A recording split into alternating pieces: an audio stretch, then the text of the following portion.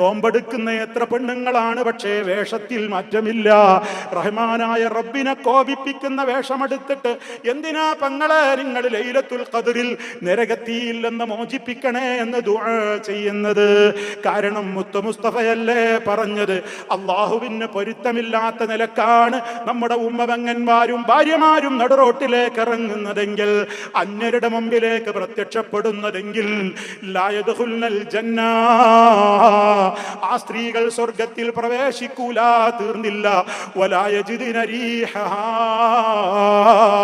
ആ സ്വർഗത്തിന്റെ പരിമളം കാതങ്ങളോളം അപ്പുറം അടിച്ചു വീശുന്ന വലിയ വലിയ സുഗന്ധത്തിന്റെ ആ കേദാരമായ സ്വർഗം, അതിന്റെ പരിമളം പോലും കേൾക്കുന്നിടത്തേക്ക് പെണ്ണിനെ അടുപ്പിക്കൂലെന്ന് വന്നാൽ വേഷത്തിന്റെ കാര്യത്തിൽ ശ്രദ്ധിക്കണം ഉമ്മമാരെ, പെങ്ങന്മാരെ.